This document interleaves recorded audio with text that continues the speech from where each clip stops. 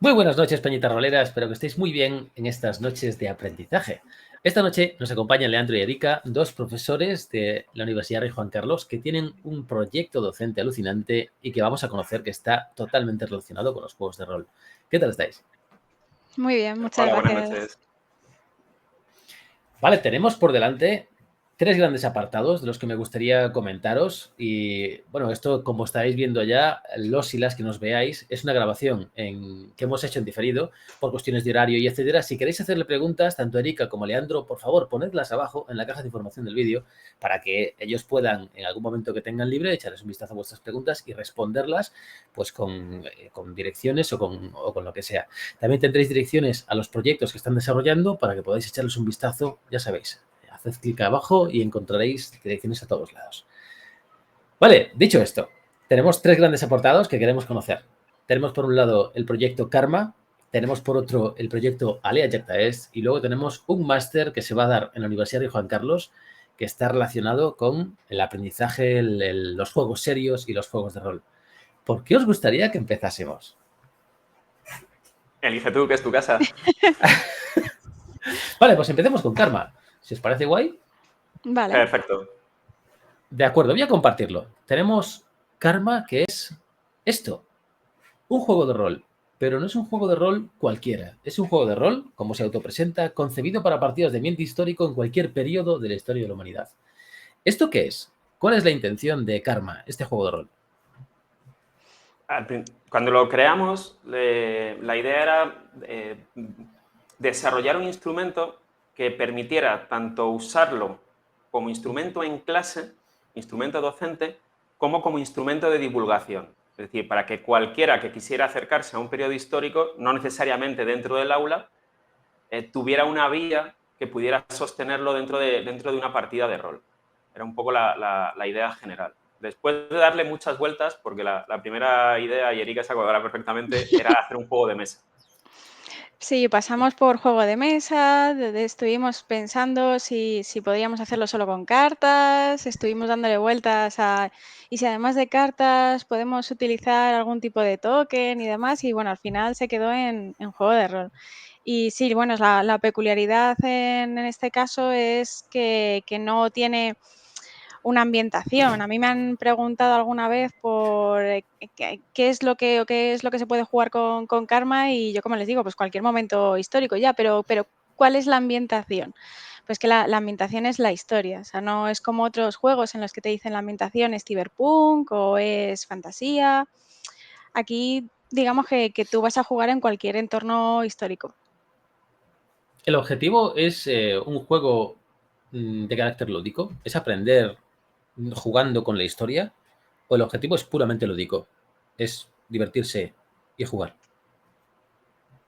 El objetivo, en principio, es que todo el que se acerque a divertirse se lleve una píldora a mayores, que sea quedarse con alguna idea que no conocía, un periodo al que no había visitado, personajes con los que no se podría haber imaginado que fueran de determinada manera y demás. Lo que pasa es que la base siempre tiene que ser que juegues, que te lo pases bien.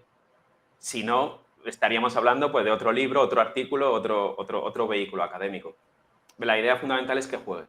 Lo demás debe venir de la mano de jugar. Sí, de hecho, bueno, en las aventuras siempre se añaden personajes históricos o aparte de los datos necesarios para poder jugar en una época concreta.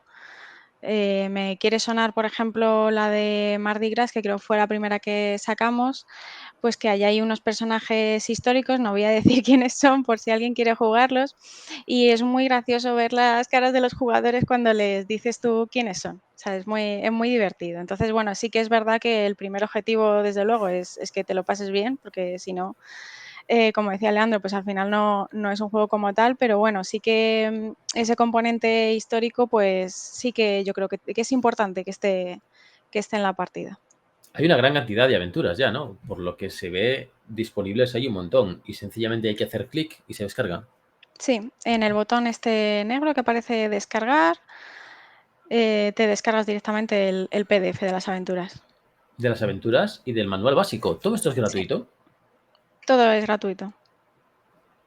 Sí, no hace falta tampoco además ni registrarse, ni vas a pasar a una lista de correo, ni absolutamente nada.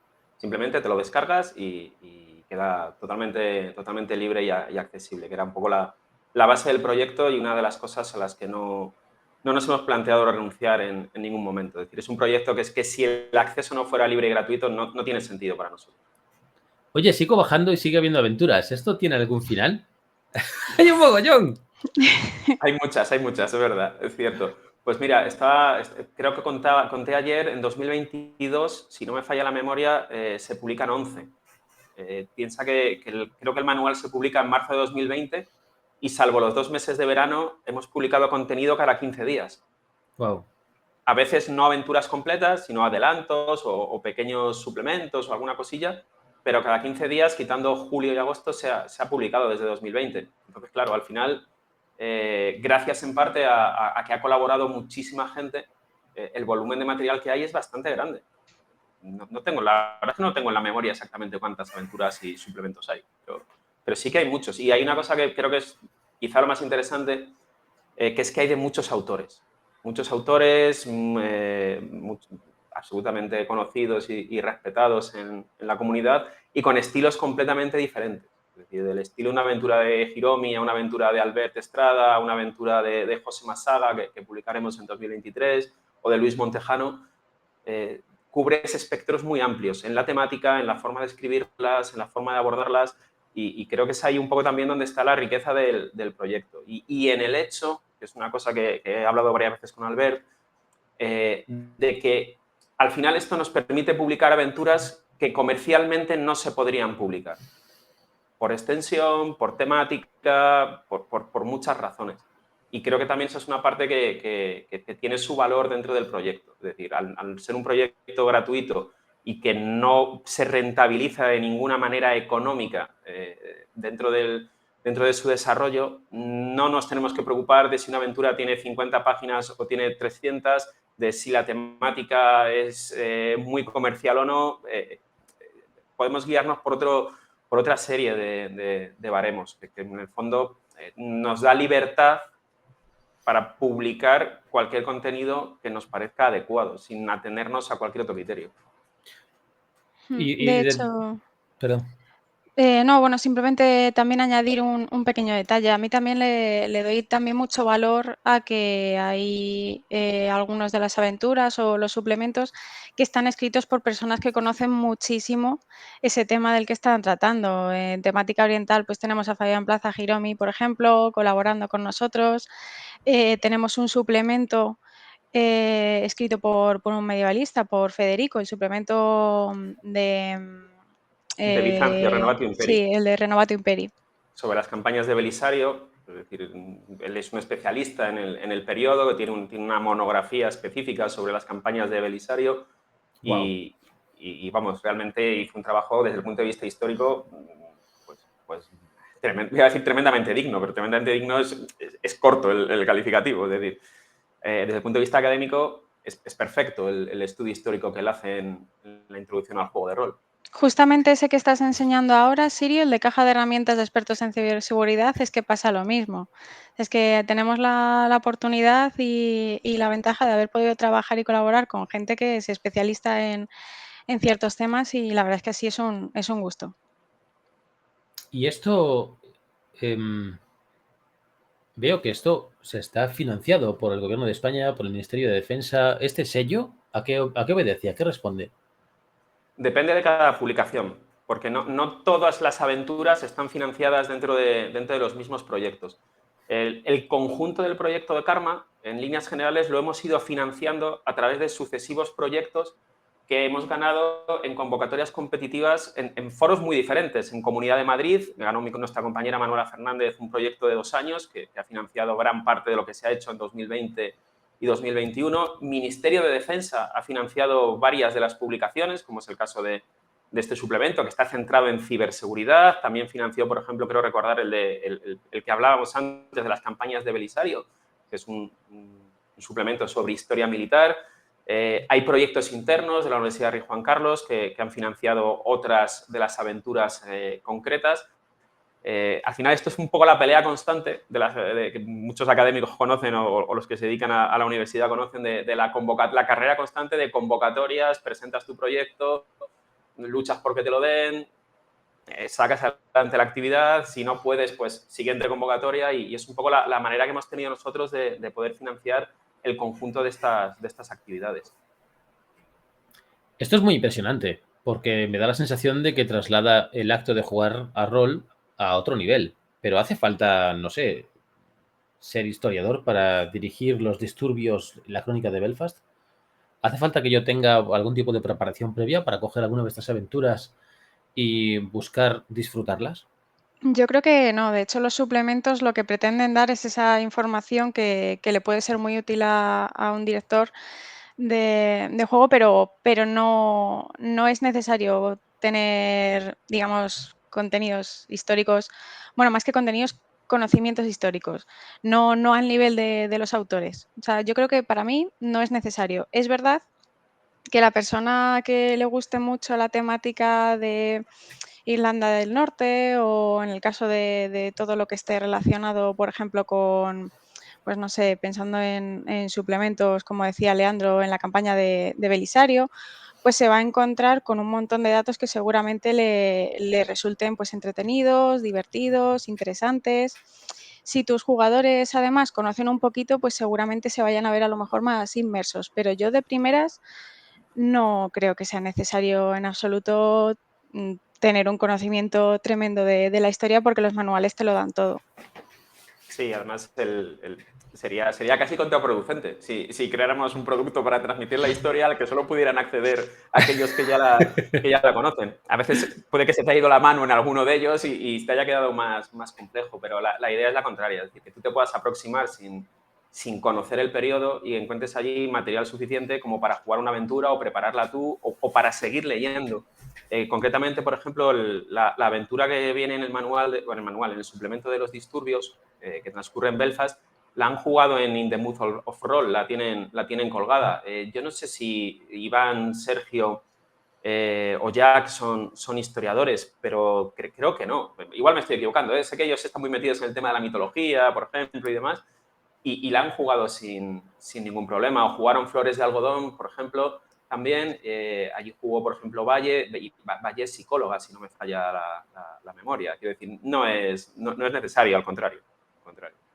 Es alucinante que todo esto esté promovido desde una oficialidad tan seria como puede ser el Ministerio de Educación o la Universidad Rey Juan Carlos.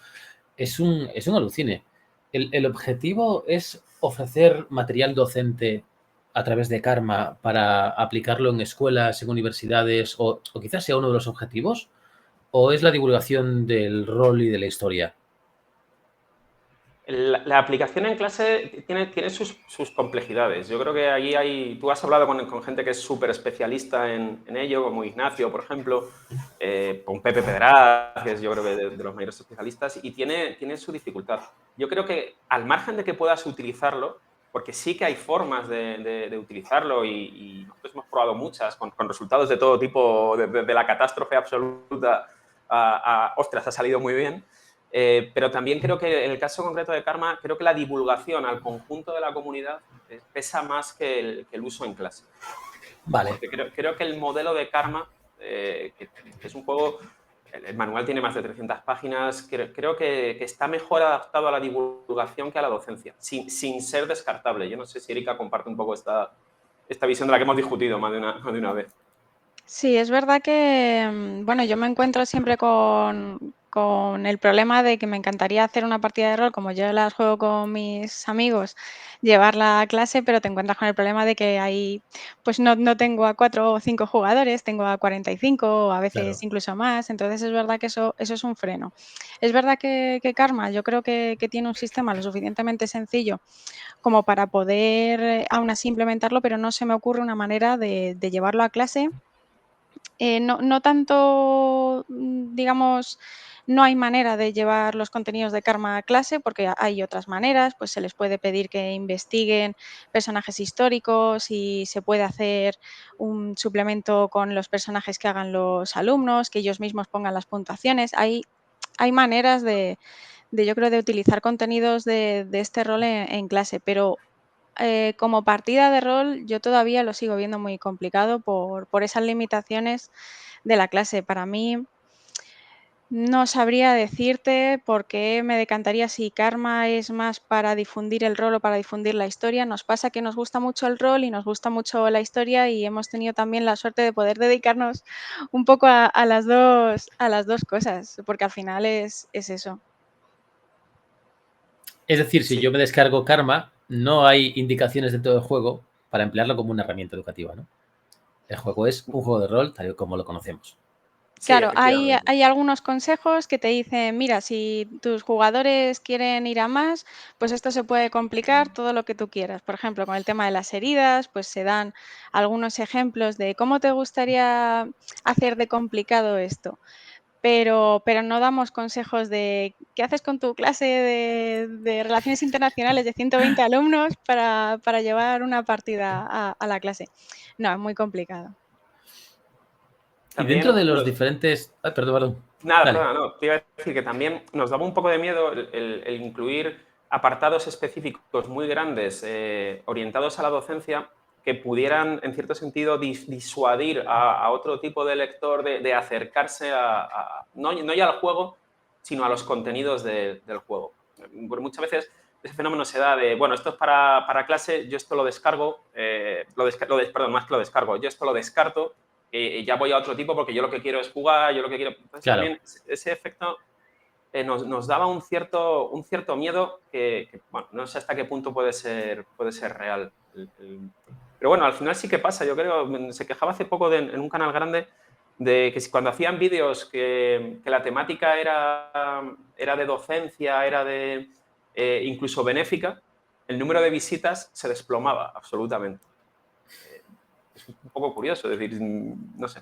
Y sí que nos dio cierto reparo. Entonces, como dice Erika, lo que vas a encontrar es un manual de rol al uso, pensado o concebido con la perspectiva de que te valga para aproximarte a la historia, pero no con instrucciones específicas como si fuera un manual para un profesor.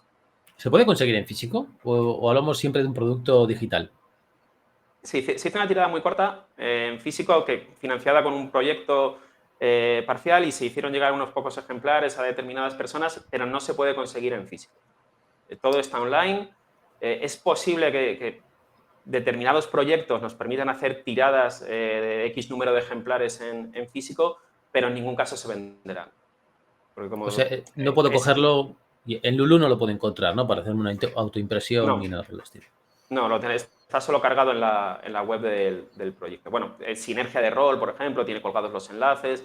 En ese sentido, el producto es libre, se puede descargar, lo puede enlazar quien quiera, no hay ningún problema. Lo único que Sí, está vetado es el obtener beneficio económico con ese producto. realmente imprimirlo tú también puedes. De hecho, tenemos una versión específica para la gente que prefiere imprimirlo, entonces le hemos quitado todos los dibujos para que al final, pues no, porque a ti lo que te interesa a lo mejor del manual, si quieres imprimírtelo, no son los fondos y estas cosillas, entonces Ujú. tenemos una versión específica para que la gente que quiera imprimírselo se lo pueda imprimir. Sí, es un Word en texto plano, de hecho. Es Está para que brutal. quiera sacar el mínimo de páginas posibles. Ese es el mínimo Sí. de páginas posibles con todo el contenido, salvo las ilustraciones.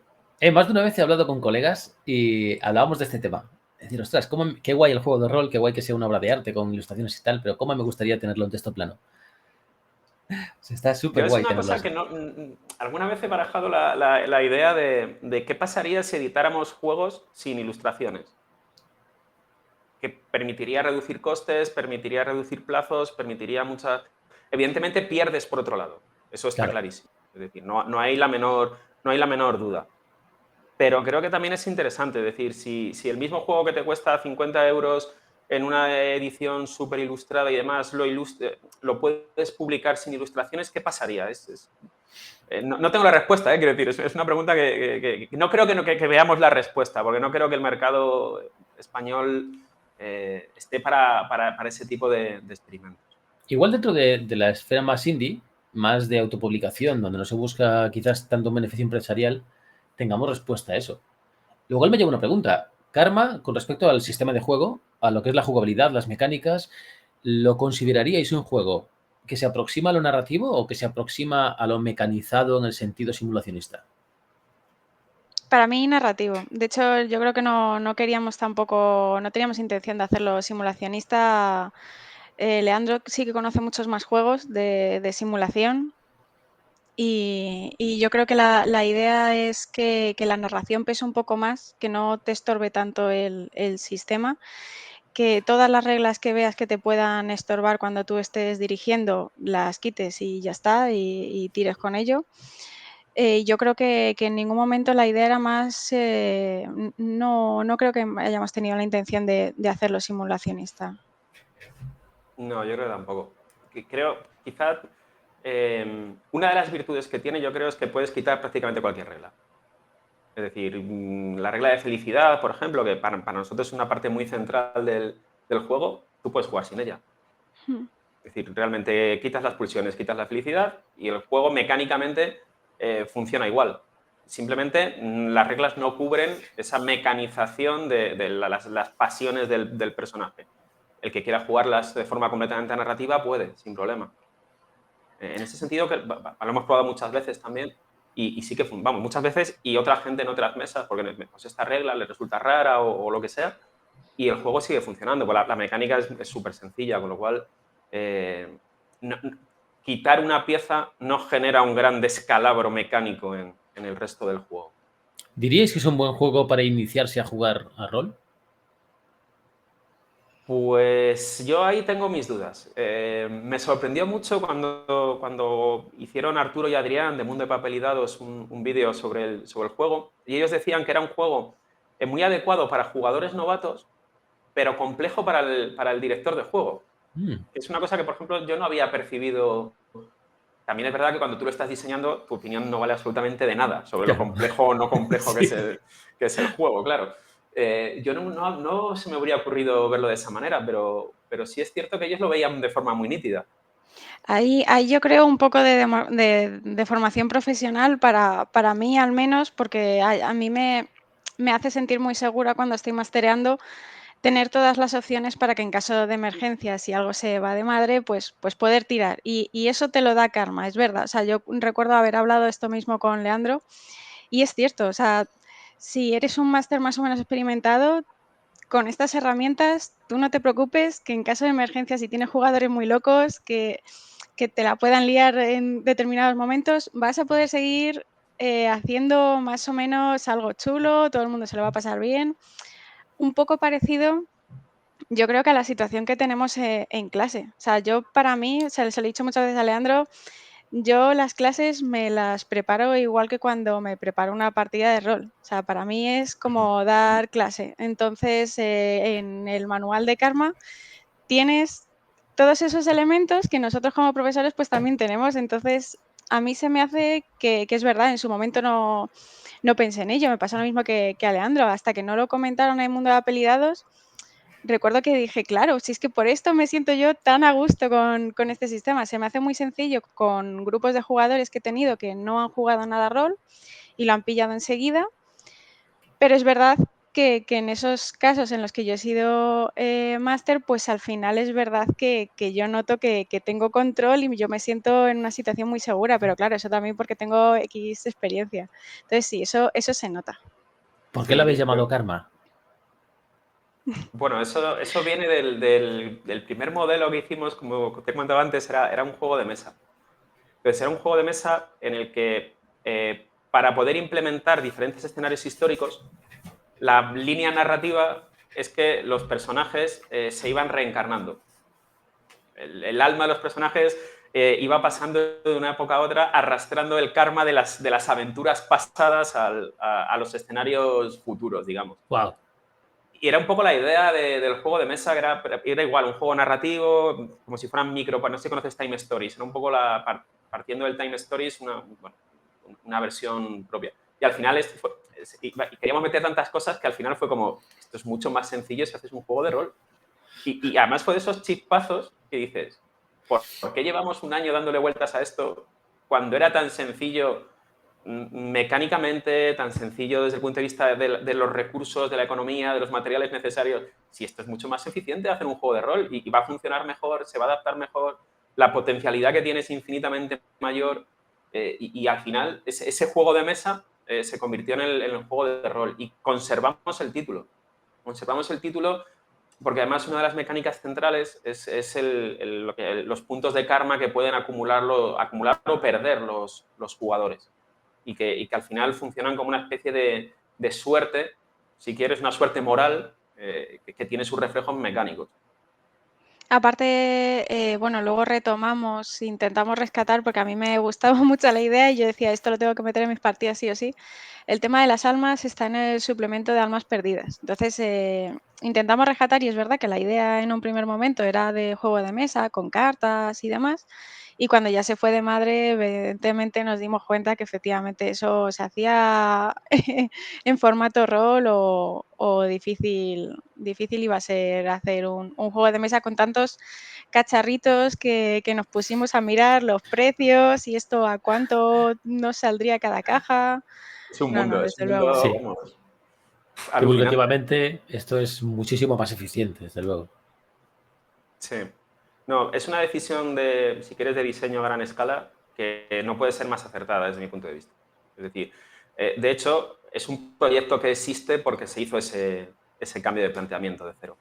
Si no hubiera sido, creo que hubiéramos seguido dándonos de cabeza contra toda una serie de problemas de mecánicos de diseño, de enfoque y luego materiales. Materiales desde el punto de vista económico, desde el punto de vista del espacio incluso, de decir, vale, ¿y ahora qué hacemos? Tenemos 20 juegos, ¿qué hacemos? O sea, se los queda la universidad en la biblioteca, donde no caben los libros ya porque tenemos un problema de espacio grande.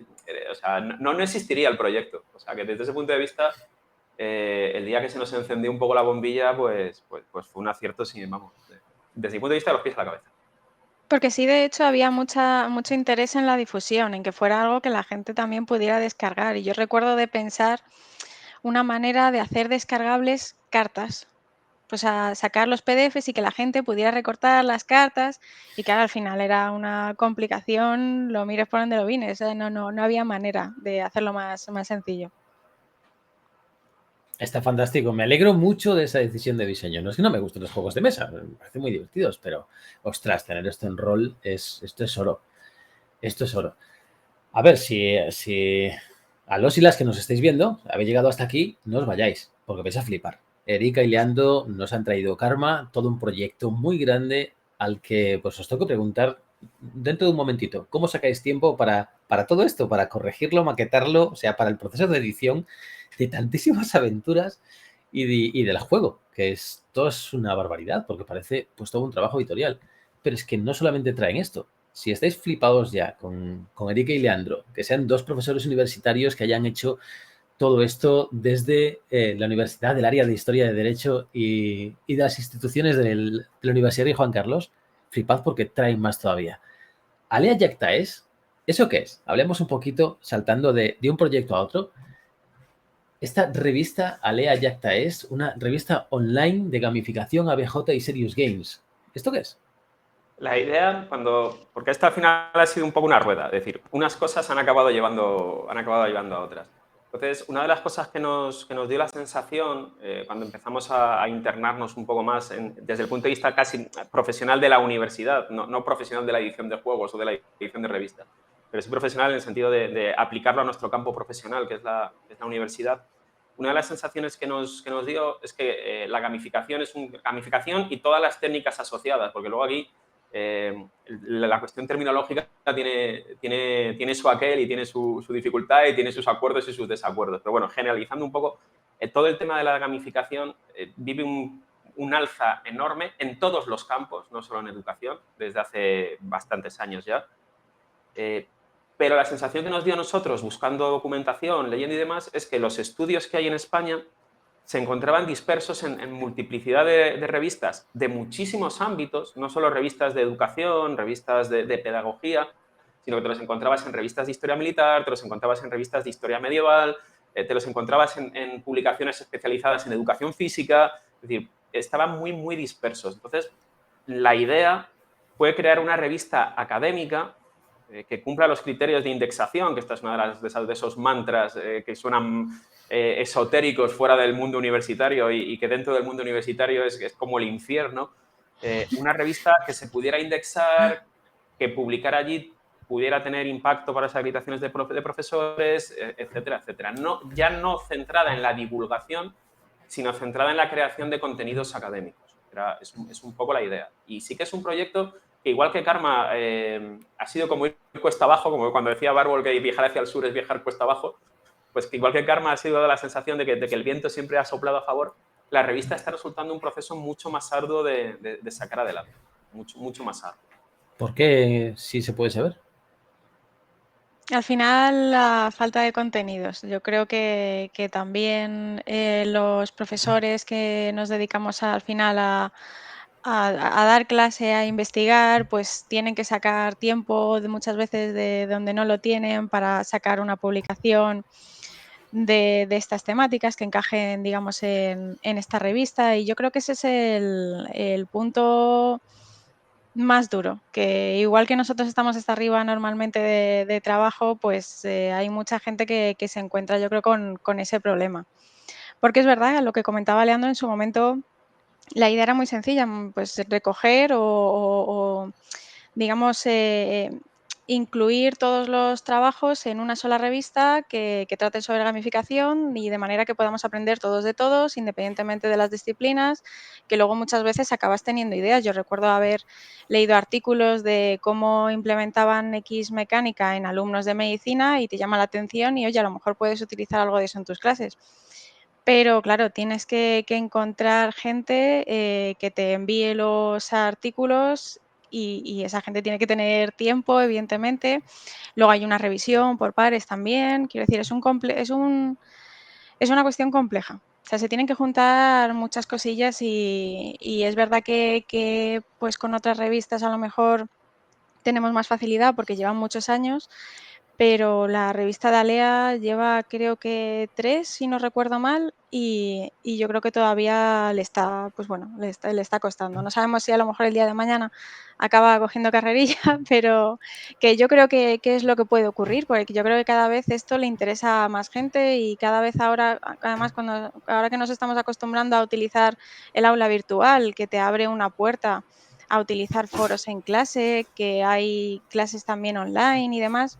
Yo creo que ese tipo de cosas te van abriendo un poco la clase normal que tú hacías antes, ahora se te ocurren hacerlas de otra manera. Entonces yo creo que sí que puede ser que en un futuro de alguna manera esto le cueste o le guste más a la gente como para dedicarse al final a trabajar estas cuestiones.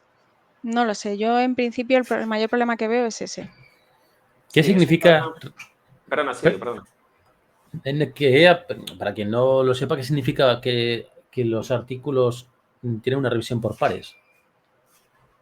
Sí, la revisión por pares es un método que se utiliza en revistas académicas que consiste que cuando una revista recibe un artículo para su publicación, no la evalúa el personal o el aparato de redacción de la propia revista, sino que se remite, por lo general, a 2 expertos externos.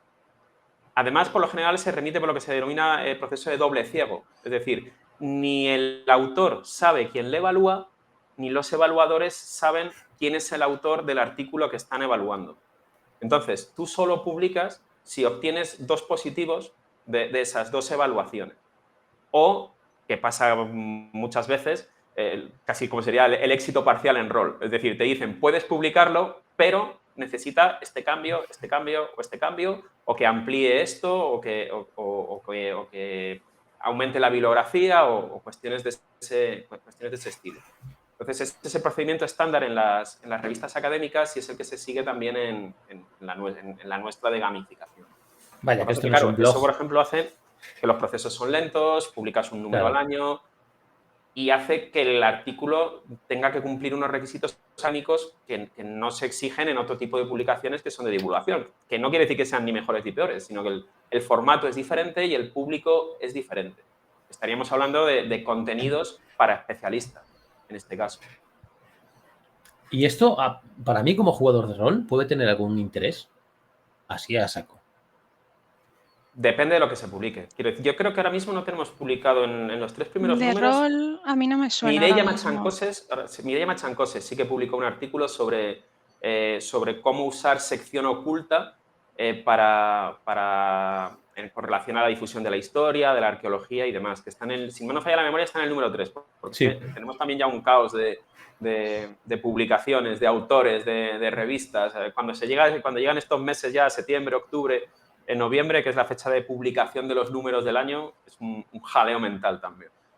Sí, el Pero es título verdad que los contenidos, como decía Leandro, son muy específicos, al final lo han escrito también especialistas y yo no lo veo práctico para, pues no como por ejemplo un manual que salen, por ejemplo, pues yo qué sé, ideas para crearte personajes en X época histórica. No es tan práctico, al menos a mí no me lo parece. A lo mejor alguien le puede sacar algún partido a nivel individual, pero yo creo que es más útil en todo caso para profesores. Para mí, Claro, sobre todo, la idea es esa. Sí. claro, Ojo, que está escrito a otro nivel. Yo lo veo solo con los títulos y parte de los contenidos digo, ¡guau! ¡No no, que veas! no te dejes engañar también, ¿eh? El arte de poner títulos se extiende no solo a los bestsellers, sino también a los artículos académicos y a las monografías. No, que sí que es cierto es que hay espacio para la reflexión, por ejemplo, en teoría de rol, en teoría de diseño de juegos de rol y demás, que habría perfectamente, porque eso al final es útil para cualquier profesor o cualquiera que intente aplicar gamificación a su ámbito profesional. Entonces, no es que esté cerrado, simplemente a día de hoy, quitando el artículo de Mireia, creo recordar, no nos ha llegado contenido específico sobre rol. Y sí es cierto que la idea sería un contenido más quizá desde el punto de vista de la teoría o de los dos extremos, si quieres, desde la teoría por un extremo y de la aplicación práctica muy concreta en el aula desde el otro. Experiencias que se han llevado a cabo, qué ha fallado, qué ha salido bien, todo eso tiene un valor enorme, porque al final, como decía Bismarck, los tontos aprenden de sus errores y los listos de los errores ajenos. Entonces, esa es la función realmente de una publicación académica, es decir, que tú aprendas de lo que han podido hacer otros. Aquella frase de Newton de yo solo estoy subido a hombros de gigantes. Es literalmente eso, una publicación académica. Hay títulos que desde luego me parecen interesantísimos. La gamificación en el cine me parece un articulazo. Y bueno, sí, entiendo que para mí como jugador de rol pues no me aportará nada específico, pero wow, hay unos contenidos alucinantes. ¿Esto todo también lo estáis haciendo por pasión? Es parte de nuestro trabajo. Es decir, hay una línea que con el tiempo se vuelve casi invisible, en la que ya no sabes muy bien qué parte es por tu trabajo y qué parte es porque te gusta. Pero, por ejemplo, el desarrollo de una revista académica con todo lo que comporta, por ejemplo, sí que entra de lleno en lo que puede ser nuestra actividad como profesores universitarios. Muchas veces la gente no sabe o no es consciente que la docencia como tal, en el caso del profesor universitario, es solo el 33% del compromiso profesional. Es decir, tú te has comprometido a dar tus clases, a desarrollar una serie de trabajo de gestión, como pueden ser los proyectos de investigación o la gestión de revistas, y luego además una tercera parte que es la investigación. Es decir, tienes que investigar en tu campo. Entonces, desde ese punto de vista, entra de lleno en lo que es parte de nuestro trabajo. Ahora, cuando Cristiano Ronaldo va a entrenar al fútbol, si a él le gusta jugar al fútbol, ya no es trabajo. Será trabajo igual, pero le gustará, que es un poco creo que nuestro caso. Sí, porque podríamos, pues con lo mismo, pues haces otras revistas a lo mejor de otros temas, de otras temáticas y demás, y al final decidimos hacerla de esto, yo creo que porque se nos juntó un poco todo, era el mejor momento para hacerlo y que son temas que nos interesan. O sea, desde el principio, yo no sé en qué año empezamos con las dinámicas. Yo Un no, montón. es que, o sea, Pues, yo recuerdo corregir dinámicas desde hace ya un montón de años, ¿no? Entonces yo, sí que es algo que nos gusta. yo creo que empecé a utilizar dinámicas de grupo, es decir, juegos, pues mínimo 8 años, 9 años, mínimo. Que ya la gente la lleva utilizando ni se sabe, quiero decir. Pero Sí. bueno, también cuando tú estás empezando, o sea, he estado 15 cursos en la universidad. Los primeros años bastante tienes con saber dónde tienes la mano derecha y la mano izquierda. Y como para ponerte un poco entre comillas, experimentar con tal. Pero en cuanto pasaron 3, 4 años, 5 años y empecé a estar un poco asentado, empezamos ya a usarlas. Primero en criminología y luego en relaciones internacionales. Y son Oye, juegos que, bueno, para los alumnos siempre han salido muy bien. Ha habido un año o dos que por circunstancias, pues a lo mejor problemas de diseño por un lado, cursos que salen raros porque la manera de organizar la universidad, pues de repente cambia a mitad, tal, pero la experiencia general es estupenda. Estupenda. los títulos dentro de la revista van desde aspectos muy variados. Por ejemplo, en el número 2 tenemos elementos de diseño y mecánicas presentes en los juegos de mesa más populares. Ostras, esto le puede interesar a muchísima gente. Este es un estudio de José María Jiménez Pela de la Universidad Antonio de Nebrija. Sí, Perdón. seguro, Sirio, que le conoces mejor como Chemi, de la mazmorra de Pacheco. ¡Hostia! Sí. Es algo muy, muy interesante. Desde eso, la gamificación en el cine, ¿cómo podría saber alguien que pueda estar viendo esta entrevista y está a la vez en su vida profesional haciendo algún tipo de estudio que pueda tener cabida para ponerse en contacto con vosotras y de algún modo, oye, comunicar a ver si os resulta interesante para el número 4 o para el número 5 el trabajo que está haciendo? Que nos escriba al mail. Es tan sencillo como eso. Sí, en la página No hay web ningún problema. creo que se llama, no recuerdo ahora mismo la pestaña, publicación o contacto, está ahí un mail y sin problema. Si no, también lo que puede hacer cualquier persona es localizarnos en el directorio de la Universidad Rey Juan Carlos, que También.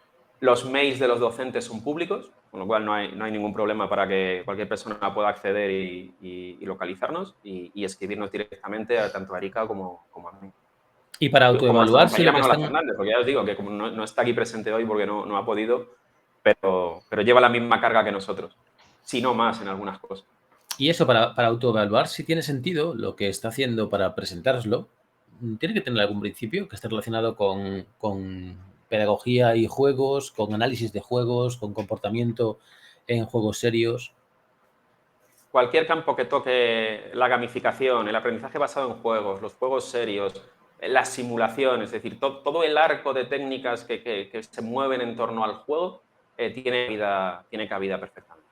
Si específica, ya tanto en educación como en otros ámbitos, en publicidad, en formación militar, por ejemplo, es los principales innovadores e introductores del uso de la gamificación ha sido el ejército, siempre.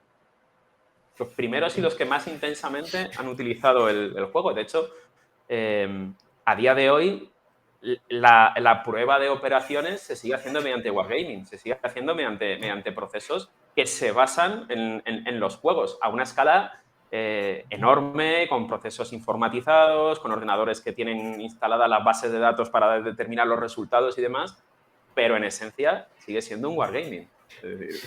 Igual que hacían los prusianos en el siglo XIX cuando movían sus fichas por un tablero.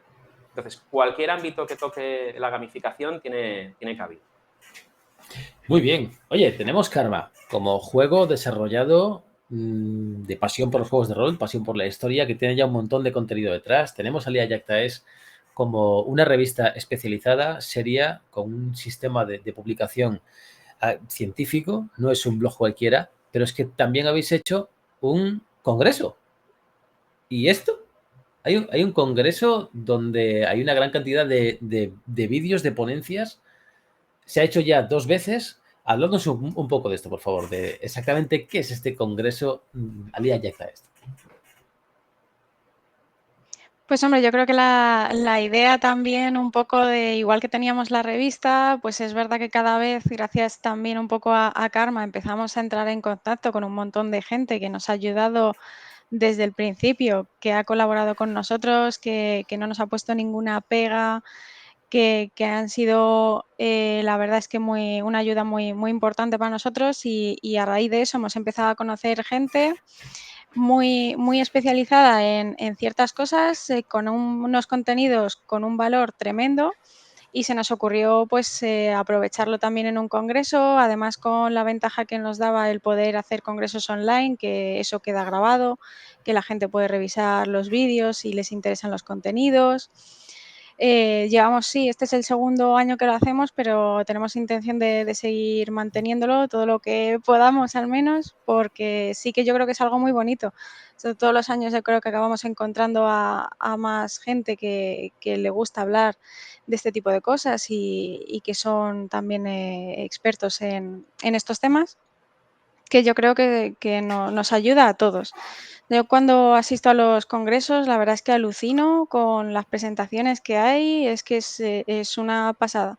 Lo que le comento muchas veces a Leandro cuando comentamos ya terminado el congreso, es que las charlas que nos traen son tremendas.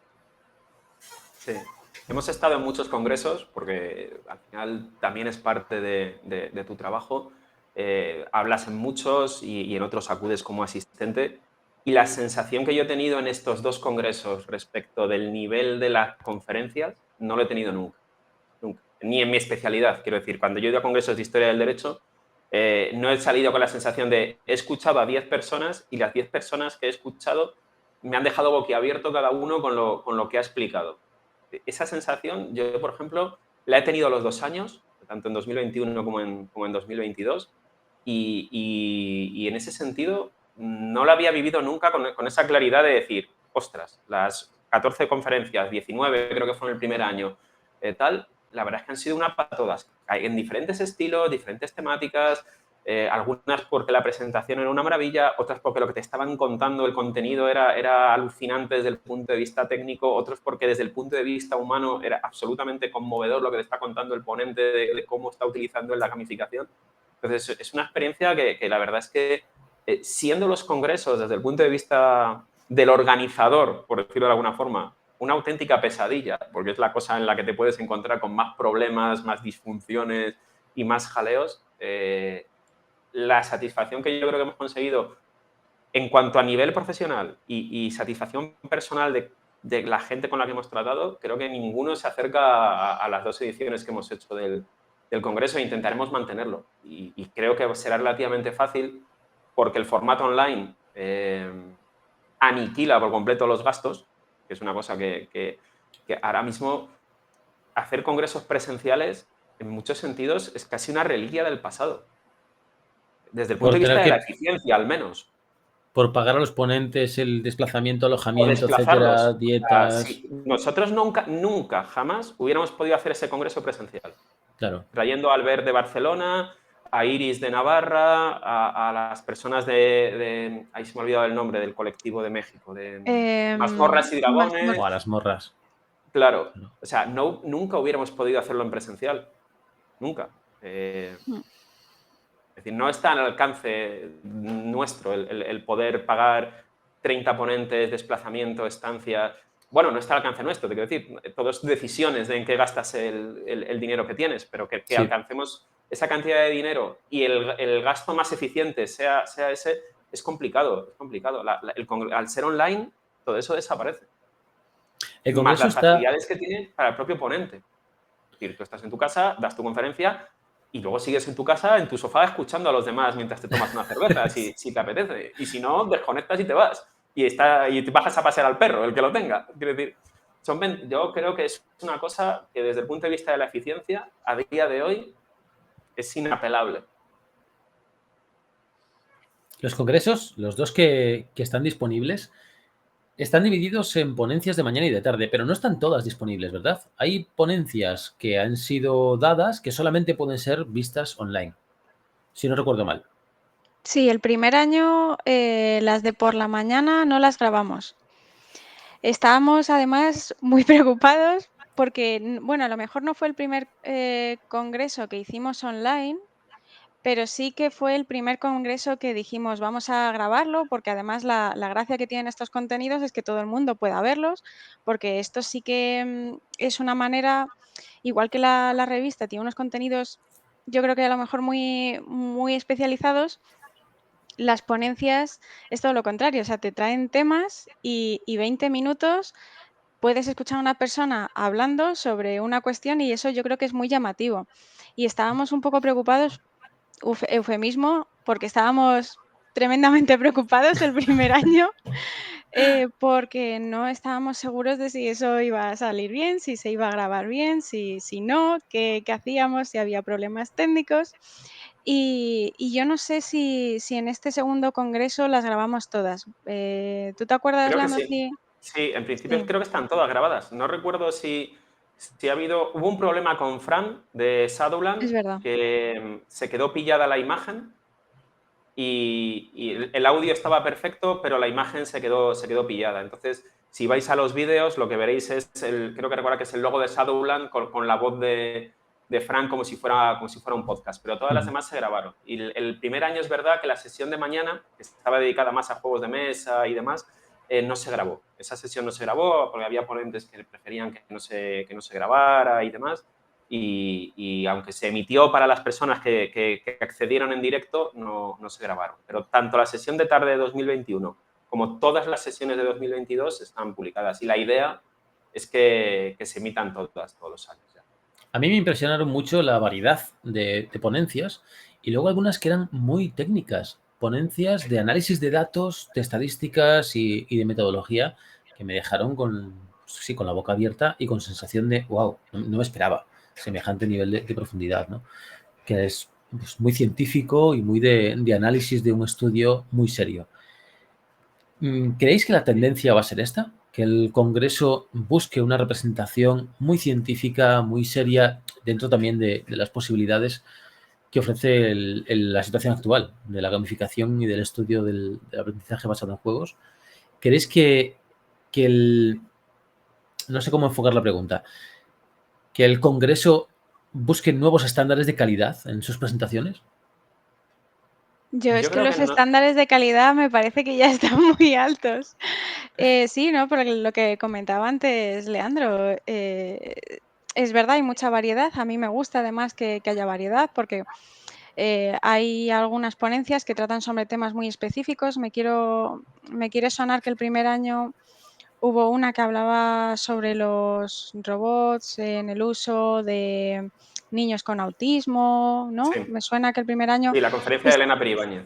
eso es algo muy específico Muy, muy y a específico. lo mejor por la tarde te encuentras, algo un poco más amplio que le puede ser un poco más interesante a más personas, que trata sobre rol o sobre juegos incluso que conoce la mayoría de la gente. Yo, en cuanto al estándar, me parece que está altísimo, vamos, no sabría decirte. Si en todo caso, a lo mejor hacer un congreso más académico, yo creo que el estándar está muy alto. Sí, además, yo no creo que en este caso se pueda asimilar calidad con contenido específicamente ultra científico que solo esté al alcance de los que sepan de robótica. Y creo que en este caso, Claro. para el Congreso, el que tenga un abanico muy amplio, que le pueda valer determinadas ponencias a un profesor de infantil que no sabe nada de robots, a una persona le puedan valer otras porque tratan de teoría de rol, a otra persona le puedan valer porque trata de la aplicación de mecánicas de juego en determinados contextos, yo qué sé, de asistentes sociales. Creo que debe ir más por cubrir ese espectro que por ir a ponencias cada vez más académicas en el sentido estricto de su orientación. Por lo menos esa es nuestra idea, porque esto también depende mucho también, como pasa con las revistas y demás, cuando tú escribes a la gente, ¿quién te dice que sí? Claro. Porque es que esa es otra película que es para dedicarle tiempo en el tema de los congresos. Nosotros tenemos, por ejemplo, hay ocasiones en las que tienes fondos y puedes pagar y hay ocasiones en las que no.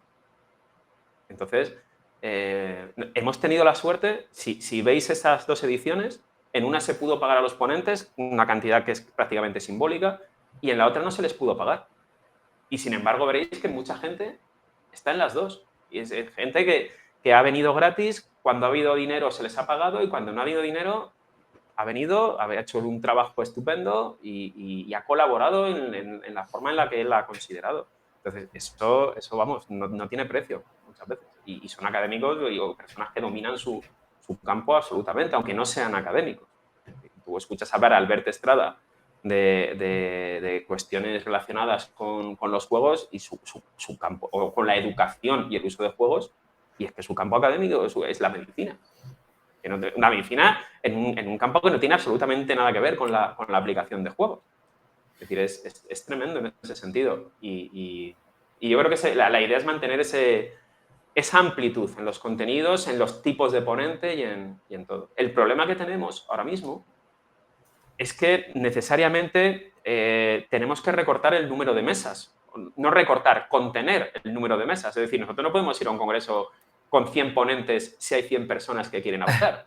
Porque la vida es limitada y organizar eso es muchísimo, muchísimo tiempo. Entonces, que es difícil que podamos ir a muchos más ponentes de los que hay o de los que hubo en la última.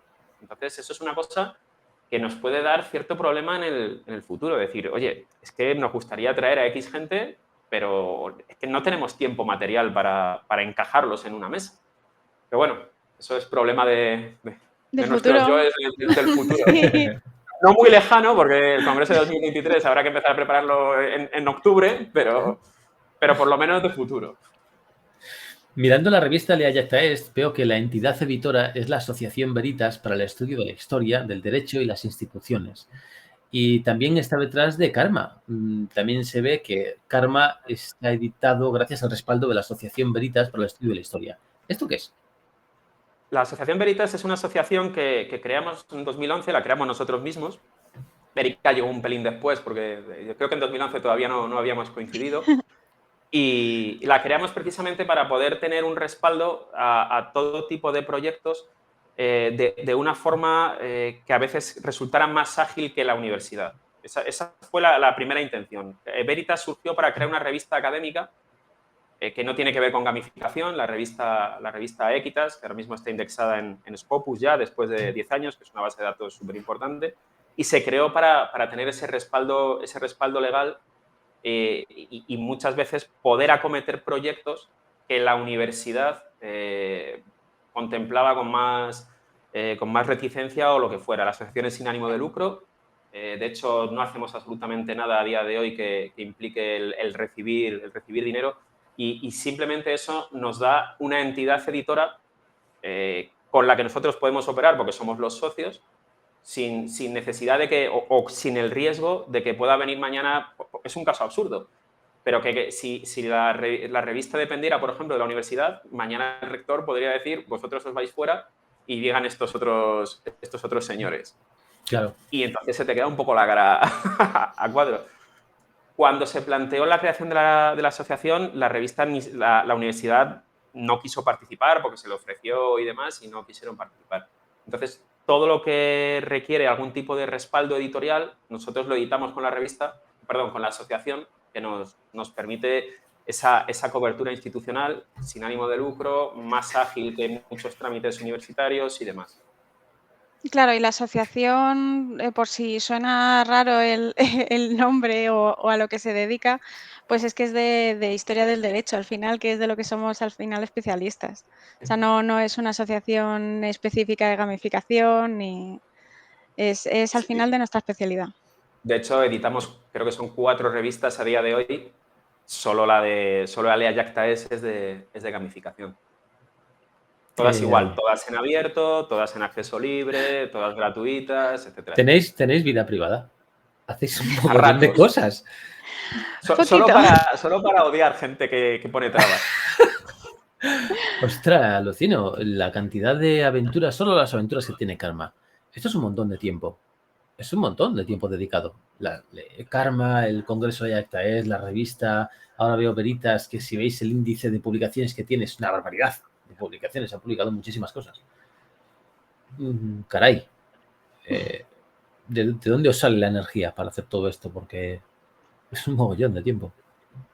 Sí, pues un poco lo que comentaba ya Leandro. Es verdad que hay veces la línea entre lo que es trabajo y lo que es ocio, porque hay cosas que te apetecen hacerlas. Pues nadie nos pidió que nos metiéramos en Karma, por ejemplo, pero había muchas ganas.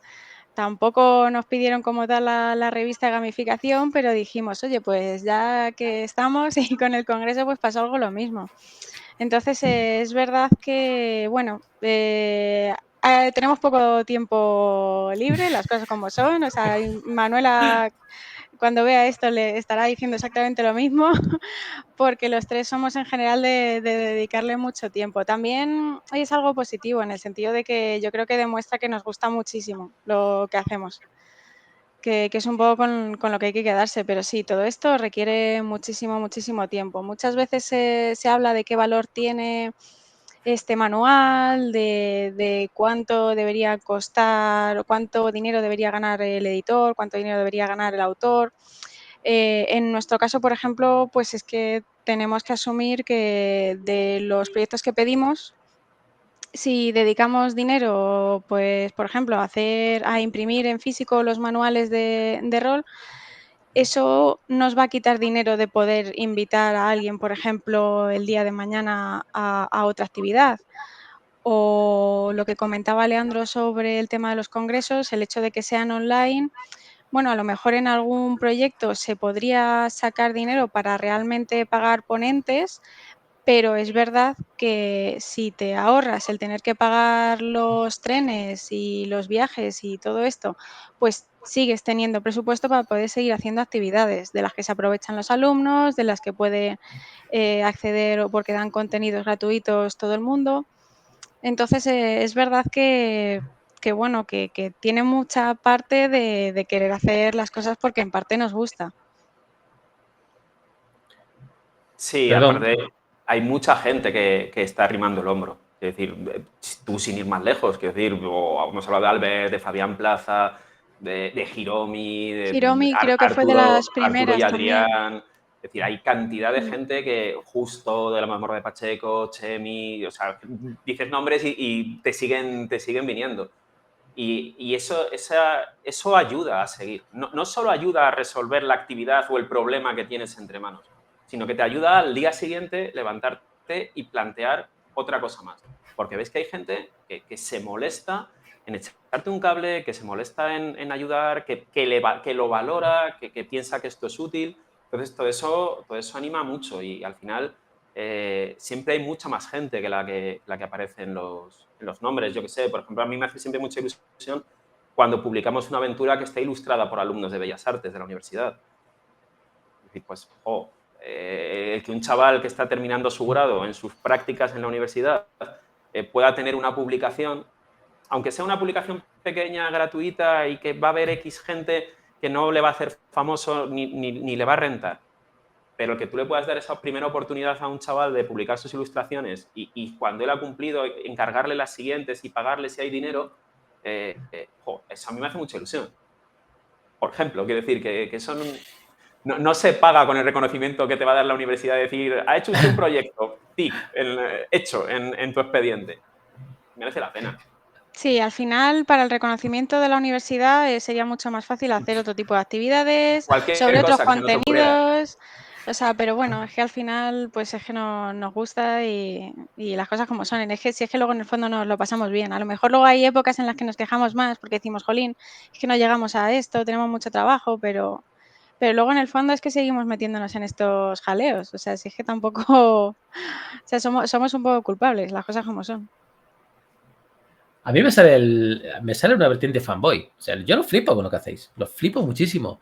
Y lo flipo además, de verdad, aunque sea una chorrada, joder, la sensación de aura que le da el hecho de que todo esto esté avalado e impulsado desde instituciones universitarias. Me alucina. Ostras, hablamos de aventuras. Pues esta, Renovate Imperi, esto es larguísimo. Esto es un trabajo Sí, es un monumental. marco de campaña. Es un marco de campaña que te permitiría jugar prácticamente cualquier aventura, sobre todo de corte militar, ambientada en las campañas de Belisario, es decir, cuando los bizantinos intentan recuperar todo lo que se perdió con la caída de Roma. Y sí, yo recuerdo bastante ese suplemento porque dio muchísimo trabajo, fueron muchísimas horas. Ostras. Pero Muchísimas claro, que esto exista, solo que exista.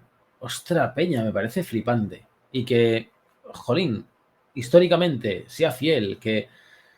Buah, es que es para devorarlo ya, lo juegues o no lo juegues. Me alucina. Me ha pasado algo, y es que he estado a punto de descargar la aventura Karma Echoes Volumen 2 y me ha salido una voz. No pude leer nada. ¿Esto qué fue, tío? Claro, me estaba hablando Erika y de pronto me estaba hablando otra persona a quien conozco, a quien lo he oído. A quien conoce, ¿verdad? Espera. cortocircuito. Y además no lo encontraba. Entonces estaba escuchando a Erika y estaba escuchando a esta otra voz en mi cabeza. Y era como, wow, ¿qué es esto? ¿Está en audio? Sí, quisimos sacar también, como parte de otro proyecto también, algunos contenidos en audio. Entonces hablamos con Corman y Corman ha grabado, creo que a día de hoy son 4 y hay alguno más pendiente, aunque publicados me parece, si no me falla la memoria, que solo están los dos primeros.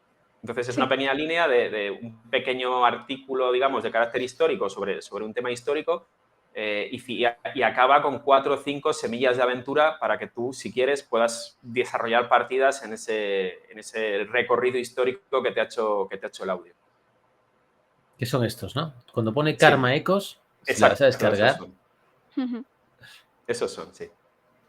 Y la verdad, pues, por ejemplo, Corman, que no lo hemos mencionado, es otra persona con la que el trato ha sido lo más fácil que te puedas imaginar. Yo, si le conoces personalmente, desde el punto de vista del trato profesional que ha tenido con nosotros, no ha podido ser más amable, más eficiente, más profesional. La verdad es que todo lo que pueda decir de él es bueno. Vamos, es bueno, es excelente. Eso me encantó, es maravilloso, ostras. Bueno, gente, no sé si habéis flipado, los y las que nos veis. Tenéis un juego de rol gratuito de 300 páginas, lo tenéis en diferentes formatos, lo tenéis en impresión amigable, lo tenéis en texto plano, tenéis una versión para veteranos donde no se ve, donde se va el turrón, ¿no? Directamente del juego. O sea, habéis hecho todo lo posible para que el juego de rol sea súper divulgable a todos los niveles. Tiene muchísimas ambientaciones y aventuras con un rigor histórico alucinante también, con diferentes momentos de la historia. No se han quedado ahí, han dicho, va, tenemos también una publicación científica sobre ABJ y estudio de juegos. ¿Cómo no? Tienen también un congreso, aquí donde los veis, Leandro y Erika han hecho todo esto, pero no se quedan aquí, también están haciendo un máster universitario en ludificación y aprendizaje basado en juegos y juegos serios. Docencia y formación continua. Vamos a compartirlo. ¿Esto qué es? Es un máster universitario de ludificación. ¿Nos podéis hablar un poco sobre esto? Que ya es como la guinda del pastel. Sí, en realidad es la pesadilla definitiva Bueno, de hecho, esta fue la primera cuestión en la que empezamos a trabajar en 2019 para entrar un poco en serio en el mundo académico de la gamificación. Y a partir de empezar a trabajar en el máster, de empezar a hablar con gente y demás, pues muchas de las ideas que estaban dando vueltas se acabaron concretando. Se trata de un máster oficial, es decir, está aprobado por los organismos correspondientes, que en el caso de la Comunidad de Madrid es la Fundación Madrid +D+I, por tanto, da acceso al doctorado para quien lo quiera. Y es un máster, bueno, como dice un poco el título, que por cierto es una de las cosas que nos obligaron a cambiar en el proceso de verificación. Es un máster centrado en todo lo que tiene que ver con ludificación, con aprendizaje basado en juegos y con juegos serios.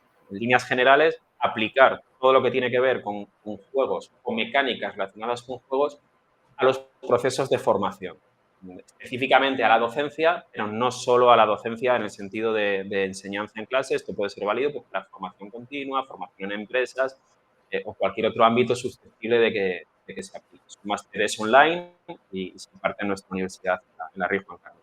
Se aprobó definitivamente después de una andanza que merece una película por sí misma. Se aprobó a principios de junio de este año y la primera edición comenzará en septiembre de 2022. Estamos todos con el agua al cuello para que esté todo al día y cerrado de cómo saldrá y con mucha ilusión al mismo tiempo. Al final son casi sensaciones que van en paralelo. Sí, pero sí que es verdad que yo creo que seguimos ilusionados con esto, porque igual que con otros proyectos, con los congresos igual, hemos podido contar con gente que es un espectáculo escucharles hablar y yo creo que en general la calidad humana y profesional del equipo docente del máster es un espectáculo y yo creo que eso también nos ayuda a seguir manteniéndonos animados con esto, porque es verdad lo que comentaba Leandro, esto empezó en 2019 y ha sido ahora cuando se ha podido llevar a cabo, pero las cosas como son, ha quedado algo muy, muy chulo. ¿Qué tipo de asignaturas tendremos en este máster? O sea, ¿qué conocimientos adquirirán? ¿Enfocados en qué materias? Una cosa que era para nosotros súper importante al diseñar el máster es que no se centrara única y exclusivamente en lo digital y en el mundo del videojuego, que es un camino que han seguido muchos másters que tienen que ver con el mundo de la gamificación. Entonces, en ese sentido, queríamos que hubiera el máximo recorrido posible y la máxima presencia posible de todo tipo de juegos, todo tipo de mecánicas y demás. Entonces, por ejemplo, tenemos una asignatura sobre juegos de rol, tenemos una asignatura sobre aprendizaje basado en juegos, tenemos asignaturas sobre uso de videojuegos en docencia, es decir, no es que esté ausente, simplemente no es el centro del máster. En el segundo cuatrimestre, por ejemplo, los alumnos tienen que elegir una optativa entre tres según el ámbito educativo que les interese, educación infantil, educación primaria o educación superior. Entonces, pueden elegir una de las tres en función de, pues mira, yo soy un profesor de infantil, a mí lo que me interesa es la problemática específica de la gamificación en educación infantil. Hay asignaturas de principios generales de gamificación, por ejemplo. El máster incluye prácticas curriculares.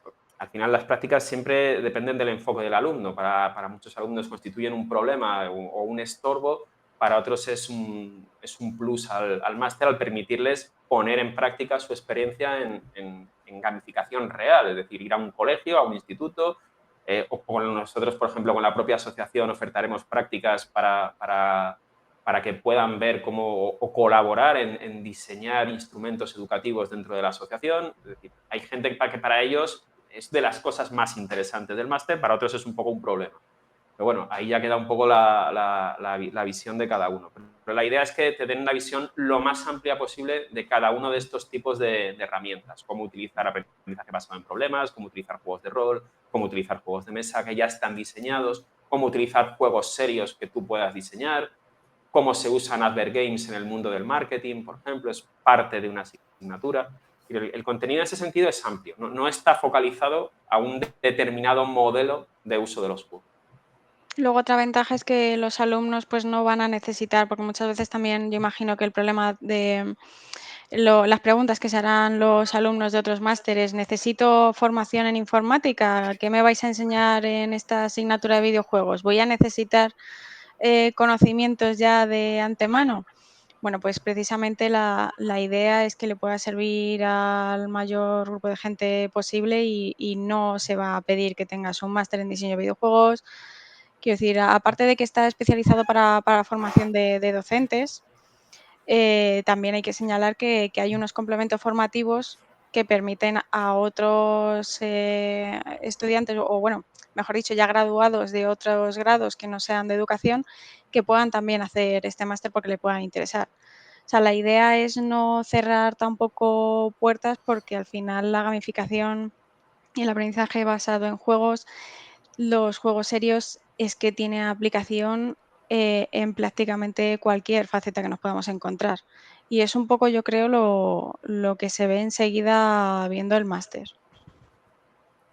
Entonces entiendo que en realidad sí uno de los objetivos o está orientado a futuras profesoras y profesores, ¿no? Especialmente. Sí, Sí, además, como decía Leandro, también con un carácter muy práctico, ahí también los profesores van a dar su visión de, pues mira, nosotros hemos implementado esto, estos han sido los fallos. Quiero decir, también hay una base de teoría, evidentemente, es también necesaria, pero también tiene ese punto en el que la idea es aprender también de la experiencia del propio docente. sí, una cosa que yo creo que en todos los títulos que hay sobre gamificación, una de las grandes ventajas que tienen es que casi todo docente que te da clase sobre gamificación, él ha gamificado en su aula, en su curso, en su no sé qué, y ya se ha pegado un número importante de las tortas posibles. Porque las tortas posibles son infinitas, pero año a año lo vas descubriendo. Pero una parte importante ya lo has vivido tú. Ya te has equivocado al hacer una mecánica que era demasiado farragosa, ya te has equivocado porque te has olvidado que este tema te interesa a ti, pero no a los alumnos. Bueno, en la medida en la que tú puedes transmitir eso a tus nuevos alumnos, creo que es muy interesante y muy enriquecedor en ese sentido.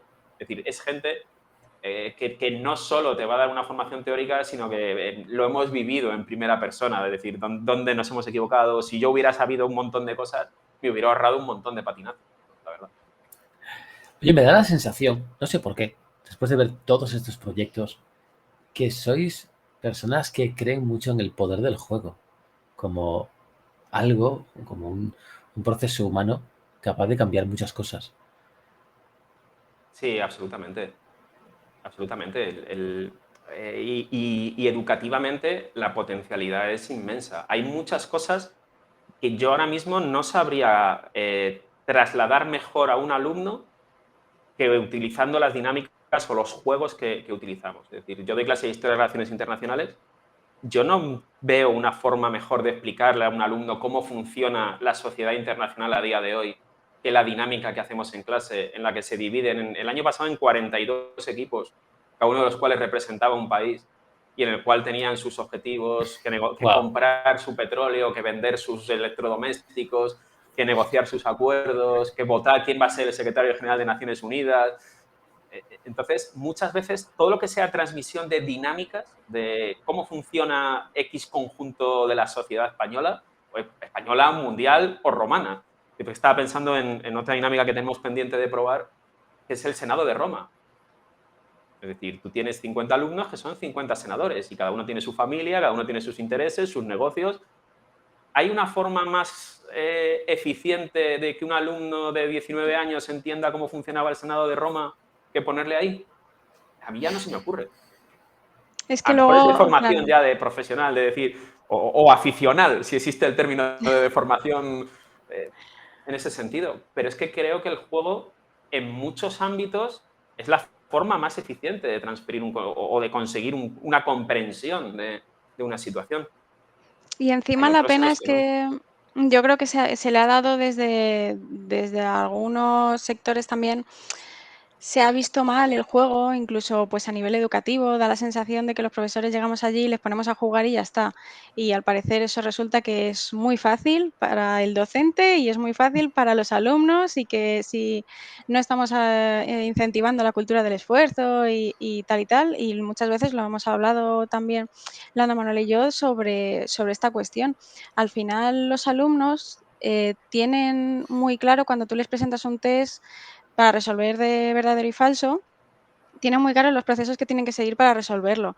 Si les pides un trabajo de investigación, también tienen más o menos claro los procesos que tienen que utilizar para resolverlos. Ahora, entrégales tú un caso de investigación. No solamente van a necesitar seguramente esos conocimientos, esos procesos que ya han aprendido de los exámenes y de los trabajos, sino que además se las van a tener que ver y desear a la hora de resolver ese problema, que al final es de lo que va. Y hay pocas cosas, yo creo que más realistas y más prácticas que este tipo de dinámicas en este entorno educativo. Entonces, o sea, bueno, evidentemente para el profesor es un es un jaleo y es muy difícil porque es mucho más fácil hacer test y exámenes, y para los alumnos, sin ningún tipo de duda, es mucho más fácil resolver un test y un examen que resolver un juego, pero lo que aprenden es que no hay color entre una cosa y otra. Entonces, sí, yo creo que en general lo tenemos muy claro, el valor que tienen los juegos en general en este tipo de profesión.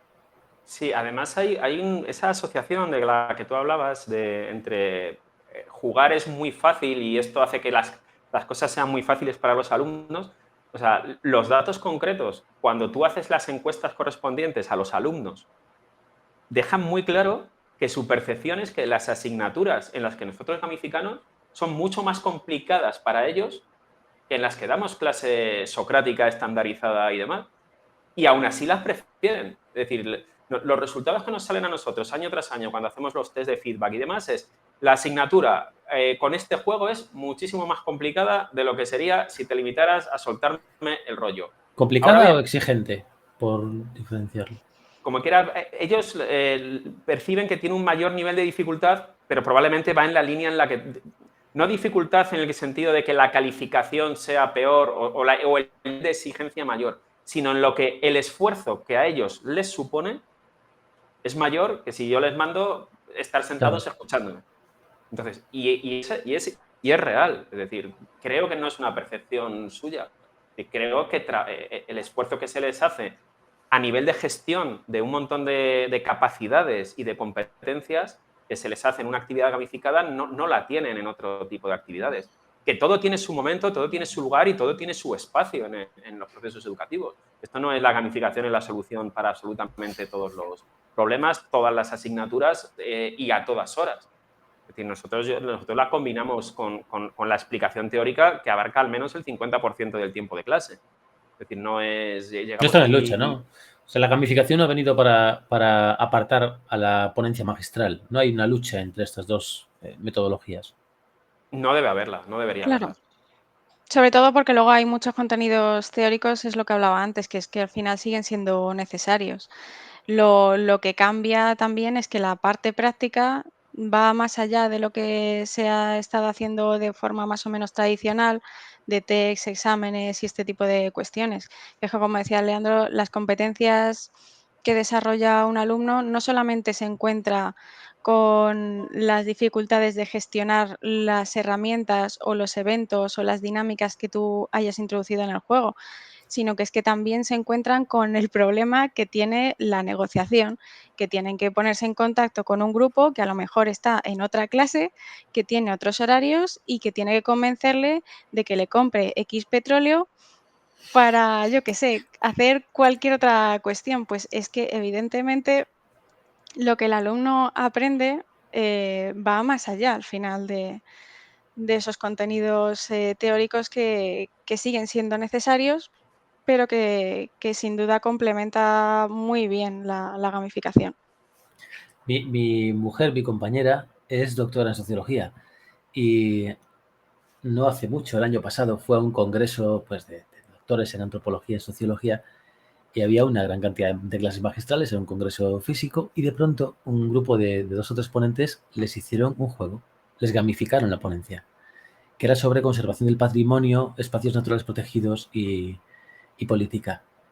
Y salieron alucinados con o sea, se convirtió en un evento memorable esa gamificación. Y creo que fue de lo primero que me contó, ¿no? Porque ya sabe lo que me apasiona a mí, la gamificación, los juegos de rol. Y cuando llegó me decía, oh, no sabes lo que nos pasaron, nos hicieron un juego de rol. Fue como, ostras, qué pasada. Es Sí, verdad, parece que rompe barreras, ¿no? totalmente. El efecto que genera, que está también estudiado, el efecto sorpresa de encontrarte el juego en un contexto en el que tú no te esperas el juego resulta tremendamente atractivo. Y el efecto que tú mencionas de que crea una experiencia que es memorable.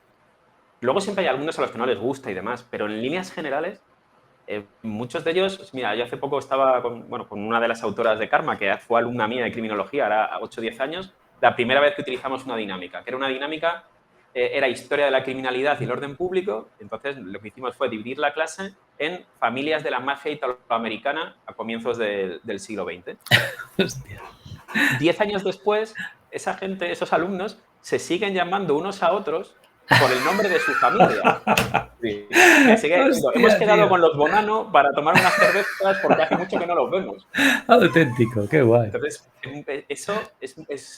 eso significa algo, es decir, algún tipo Claro, de huella les ha dejado a muchos niveles, porque muchas veces lo que hablaba Erika, es decir, es trabajo en equipo, es aprender a tolerar la frustración, es aprender a gestionarte dentro de un conjunto de personas en el que los intereses chocan muchas veces y gestionar eso desde el punto de vista humano entre compañeros, de entender que, oye, mira, o sea, no puedes vender alcohol ilegal en mi barrio porque por mucho que te estés jugando tú tu nota, yo me estoy jugando la mía. Entonces, ese tipo de procesos creo que enriquecen muchísimo el proceso formativo.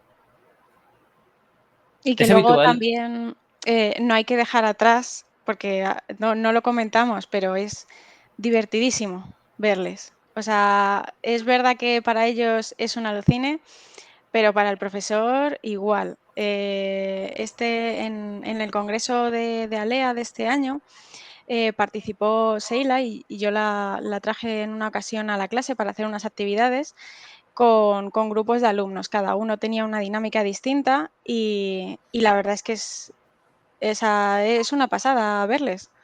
Recuerdo que cuando ya les dije, bueno, hasta aquí ha llegado la dinámica, me miraban y me decían, ¿ya? Claro, o sea, si es que al final luego las clases tienen una duración y hay que jugar con esas limitaciones. Y es verdad que, o sea, para ellos hay una serie de beneficios que nosotros, o yo por lo menos, En mi especialidad no sería capaz de cuantificar porque va más allá de mis capacidades, pero que ellos te las cuentan de, pues mira, gracias a esto hemos conocido a este grupo de la clase, que si no llega a ser por eso, somos tantos que seguramente no habríamos hablado, o experiencias de, pues de este tipo, sobre todo a nivel social, que también se les achaca mucho a la generación Z, de este tema de que están muy dentro de esta sociedad digital, que no tiene amigos reales. Es que en realidad no es que no les guste, porque luego les ves en clase y es que se lo están pasando genial. Y para un docente que le guste más o menos su trabajo, se lo pasa el doble de bien cuando ve que se lo están pasando bien los alumnos. O sea, las cosas como son. Igual me equivoco, pero me da la sensación de que gamificar un proceso de aprendizaje es mucho más difícil a nivel de diseño que preparar una ponencia magistral. Que igual estoy enfrentando dos ideas que no deben enfrentarse, ¿no? Que es lo que se comentaba un poco antes, pero ostras, todo plantearles, por ejemplo, la investigación de acontecimientos en criminalística o algo así, se me antoja muy difícil a nivel de diseño. ¿Esta es la clase de cosas que se darían, por ejemplo, en el máster universitario? Sí, sería un poco el enfoque, es decir, intentar dar las máximas herramientas posibles para que puedas abordar ese tipo de procesos. Sí que es más complicado. Y así hablas. Es más complicado porque tienes que pensar en la interacción con un destinatario que es numeroso, es múltiple, con intereses muy diversos. Porque, claro, tú cuando te sientas a jugar a un juego de rol en tu mesa, tienes jugadores y las típicas clasificaciones, el ludista, el táctico, el no sé qué. Pero en un aula, el 99% de los jugadores que tienes es el jugador casual. El jugador que está ahí porque ha caído ahí, porque ha caído en tu clase y que no tiene especial interés de principio en jugar al Señor de los Anillos si estás explicando la literatura, clase de literatura y has decidido abordar Tolkien con el juego de rol del Señor de los Anillos o con el anillo único. Entonces, claro, eso es complicado y sobre todo tiene otra complejidad que es el tiempo. O sea, el tiempo que Claro, requiere cualquier proceso hostias. de estos en toda su extensión, porque además es un tiempo que requiere prueba, testeo y aún así lo llevas al aula y en el aula explota por mucho que lo hayas testeado porque resulta que tú lo has probado con alumnos que están haciendo un curso voluntario y claro, el perfil no tiene nada que ver con los alumnos que están en su asignatura obligados, por decirlo de alguna forma. Integrarlo en Entonces, los criterios de evaluación, todo claro, ese trabajo que ya es exclusivo del docente que además se está intentando gamificar. O sea, no eres solo un diseñador de juego, eres un docente que está intentando utilizar dinámicas de juego y que las tiene que adaptar al final para la clase. Estas mismas dinámicas jugadas con amigos también se puede, seguramente, pero hay muchas cosas que serían diferentes. En el caso de las clases es que las limitaciones son muy grandes, pero Claro. es verdad que el beneficio es que sin duda merece la pena. Tiene el tienes, potencial de atrapar a la gente que está aprendiendo, al público objetivo, a quien esté en el aula, de atraparlos como puede tener, por ejemplo, la narrativa convencional. Cuando deseas saber más sobre lo que está ocurriendo, necesitas saber, pues no sé, cómo las sufragistas consiguieron el voto para la mujer en Inglaterra y meterte dentro de la historia, o se ve todo desde un punto de vista menos implicado, más externo, cuando hablamos de gamificación. hay enfoques para todo. Es decir, hay modelos que sí buscan esa implicación más personal. Por ejemplo, muchos de las aplicaciones que tienen los juegos de rol vienen desde el punto de vista de la empatía, de poner al alumno en la posición de otra persona Claro, para que intenta entender cualquier tipo de situación que nos podamos imaginar. inmersión, ¿no? Meterlos ahí, lo del Senado. Claro. Entonces, desde ese punto de vista, a lo mejor son más íntimos, más cercanos, más personales. Otros, por ejemplo, los que utilizamos en relaciones internacionales, a lo mejor son más genéricos, en las que un grupo de 6 alumnos representa a Estados Unidos. Hmm.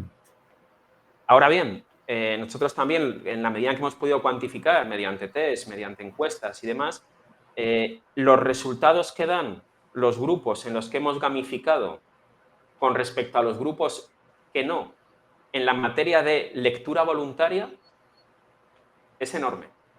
Es decir, Los grupos en los que hemos gamificado geopolítica del siglo XXI tienen un porcentaje de, y ahora me voy a la biblioteca y saco yo, sin que nadie me diga nada, un libro de geopolítica del siglo XXI, infinitamente superior, no, 3, 4 veces superior a los grupos en los que no hemos gamificado. Sigue siendo porcentajes pequeños, porque la idea no es, y todos los alumnos han salido en tromba a sacar su libro de la Segunda Guerra Mundial después de que hayamos hecho una simulación de la Segunda Guerra Mundial. Pero si, es que no recuerdo los datos, me los voy a inventar. Es decir, si el 10% lo han hecho en un grupo en el que hemos simulado, eso se corresponde con un 2 o un 3% en un grupo en el que hemos dado clase normal. Yo creo que es el campo en el que más se nota, en el que el salto, siendo números pequeños, porque esa es la realidad, es decir, no hay un movimiento de masas que vamos a estudiar ahora Roma todos en nuestra casa, pero sí que la diferencia es cuantitativamente muy grande. Muy grande porque, en general, el porcentaje ronda cero en la mayor parte de las asignaturas. Es decir, yo termino de explicar historia del derecho español y el porcentaje de alumnos que se va a su casa y saca un libro de historia del derecho español para leer por curiosidad ronda cero, si no es cuando tú usas eso, a lo mejor te vas a 3 en una clase de 100, 4 en una clase de 100. Claro, estadísticamente es demencial la diferencia con respecto a una clase normal. Vuelvo a lo mismo. Esto no quiere decir que la gamificación o todas las técnicas asociadas sean la panacea y valgan igual para todos los grupos, para todas las asignaturas o que sean la única forma. De hecho, es que creo que no se pueden utilizar solas. Es decir, lo que sí son es un potenciador enorme en conjunción con toda otra serie de herramientas, como desde la clase magistral de toda la vida al comentario de texto. Es decir, todo eso se puede integrar, se puede combinar y hay asignaturas en las que no puedes gamificar, no pasa nada. Caray. Ostras.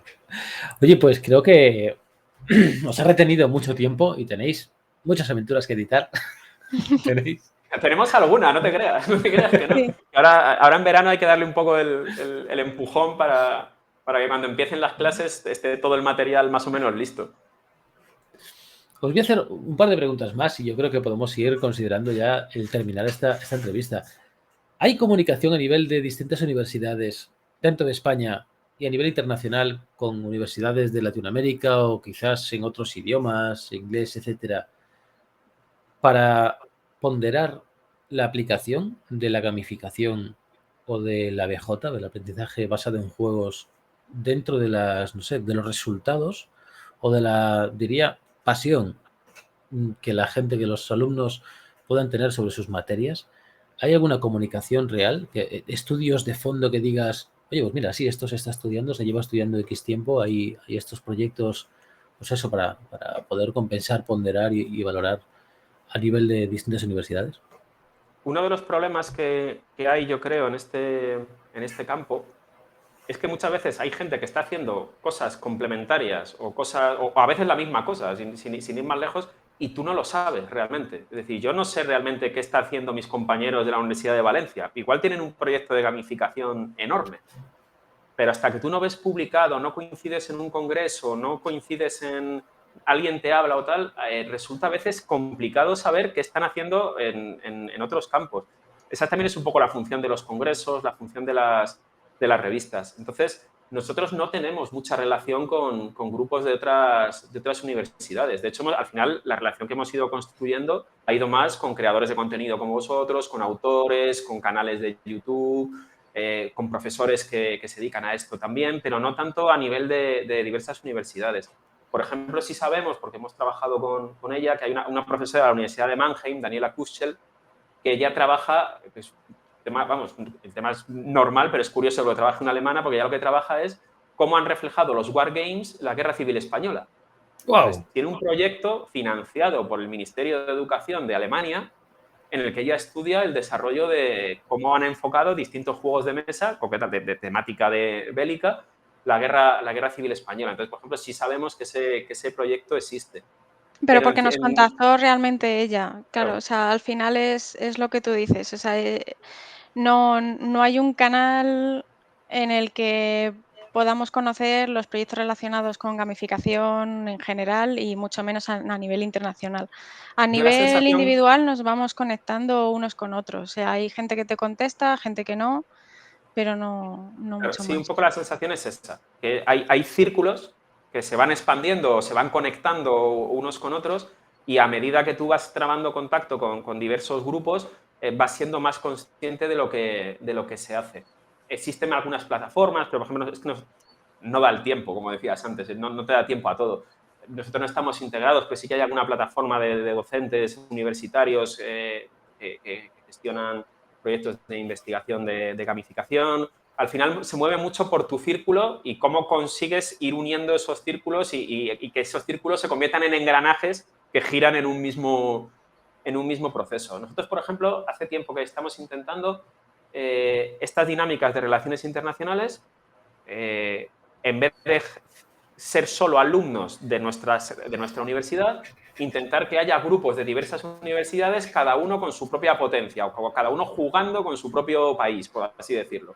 Pero no hemos sido capaces de conseguirlo, porque si no conoces a nadie, escribes al azar, por así decirlo. Hay gente que te Claro. contesta, gente que no. El que te contesta no tiene el grupo de alumnos que le puede interesar, con lo cual muchas veces eso se convierte, eso al final es tiempo, tiempo, tiempo y no siempre tienes la vida al final es tiempo o dinero. Es decir, si yo tengo 1.000.000 de euros para este proyecto y llamo a la Universidad X de Latinoamérica y les digo, hay 20.000 euros para que hagáis esto, no hay ningún problema. Y al revés. Pero si no tienes dinero es tiempo. Y el tiempo al final es finito. Entonces, la sensación que yo tengo, que es personal de cómo trabajamos nosotros, es que somos como círculos que intentamos conectarnos, pero que muchas veces te das cuenta que lo que tú estabas haciendo lo estaba haciendo un tipo 3 universidades más para allá, 2 años antes y tú no tenías ni idea. Ostras, qué Hasta que no pena, le que has leído, no haya esa conexión. es complicado. Es complicado porque al final entre las clases, la investigación, tal, muchas veces el tiempo que requeriría montar una red de este tipo, gestionarla, mantenerla en funcionamiento y demás, es que es inabordable. Claro. Bueno, es lo que comentáis, ¿no? Al final hay como atractores, que son pues el congreso, la revista, etcétera, que quien esté documentándose, investigando y demás, tarde o temprano tendría que dar con ellos. Tarde o temprano para ir atrayendo más y más masa de gente relacionada con gamificación, etcétera. ¿Qué sensación tenéis de repercusión, especialmente con Karma, dado que directamente es un juego de rol? Quizás no tanto con Alea Yagtaes, con el Congreso o con el Masterbook que está a punto de salir, aunque llevéis trabajando en él 2 años. ¿Qué sensación tenéis con respecto a la comunidad de rol y con respecto a vuestro propio papel como divulgadoras de rol?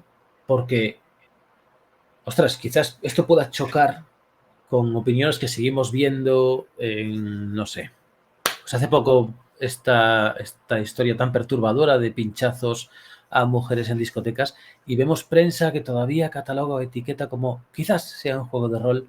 Esto es algo que venimos viendo cíclicamente. Vosotros no deberíais estar siendo entrevistados por Televisión Española. Es un poco No, por quizás el Dios. fondo, ¿no? Bueno, digo por prensa que reconozca la labor divulgativa y este potencial que tienen los juegos de rol y que al final vosotros estáis divulgando de algún modo, de forma gratuita, de forma desinteresada y con una pasión brutal, pues, los juegos de rol y su potencialidad. Yo creo que es cuestión de tiempo. También lo hemos hablado alguna vez de que el boom de los juegos de rol, pues al final no puede darse si no hay un grupo de jugadores de rol que enseña a gente que no ha jugado a rol a jugar. Y va mucho con el tema de las generaciones. Al final, pues en un grupo de 25 personas, a lo mejor tienes a un alumno que le gusta jugar a rol y ese es el que arrastra a su grupo de 5 o 4 personas a jugar a rol. Y eso es el día de mañana, pues siguen comprando manuales de rol y en general invirtiendo en este tipo de contenidos. Que hayan entrado, digamos, dentro de las universidades no creo que sea algo nuevo de ahora. Creo que, de hecho, en su momento, cuando estuvimos investigando para el tema del máster, lo que nos encontramos es que la gamificación se lleva utilizando y los juegos de rol igual se llevan utilizando sobre todo en las empresas. Si lo utilizan en las empresas es que está claro que tiene una eficacia probada. El hecho de que haya ahora más máster relacionados con este tipo de contenidos, yo creo que está orientado justamente a eso, a que cada vez hay un público más afín a este tipo de contenidos. Yo también he vivido esa situación en la que un amigo te dice: "Pues me ha dicho mi madre que tengas cuidado con eso del rol". Pero yo creo que eso es ya residual, Sí, creo sí. que no queda nada y sobre todo lo que queda yo más bien es un cambio generacional. El padre o la madre que tenga niños y le guste jugar a rol, va a jugar con los niños seguramente tarde o temprano a rol. El profesor que le guste jugar a rol, tarde o temprano va a hacer algo en su clase, porque es que, o sea, te sale de dentro hacerlo así. Entonces, no está ahora en los medios de comunicación, tal vez porque una pequeña parte, porque yo creo que es pequeña parte, que sigue pensando en ni siquiera voy a decir en lo negativo, sigue anclándose en una serie de cosas que no están sucediendo y que no reflejan la realidad de los juegos de rol ni de ningún otro tipo, pero que en general la mayoría simplemente no saben que está ahí, pero que en cuestión de a lo mejor 30 años, esto sí que empieza a aparecer en los medios convencionales. Igual que ahora nos encontramos con que hay ferias de manga, el Expo Cómic o el Expo Manga, es muy probable que a lo mejor el día de mañana nos encontremos contenidos de este tipo y que no sean solamente para un nicho de mercado muy chiquitito.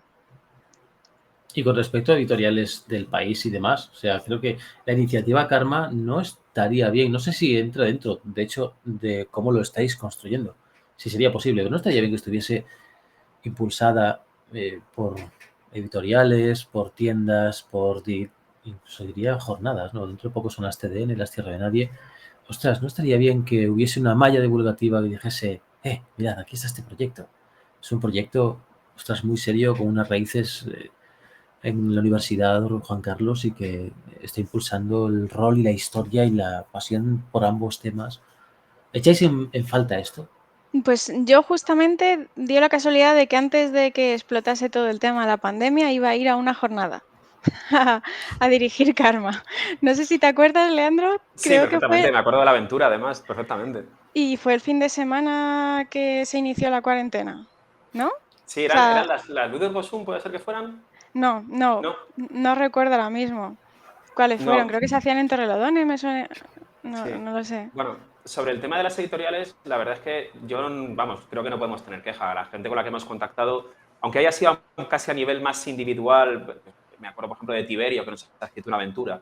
Es decir, en ese sentido, ellos nunca han tenido una pega de decir, oye, que como vosotros estáis publicando una cosa y yo tengo una editorial, apañároslas como podáis. Al contrario, cualquier cosa que hemos pedido no ha sido mucho en ese sentido. Es decir, más que nada, oye, ¿quieres escribir? Oye, vienes al congreso, das una conferencia. Fran, Shadowland, Tiberio ha venido a los dos congresos, por ejemplo. La gente con la que hemos contactado de editoriales, en lo que estaba a su alcance, ha colaborado.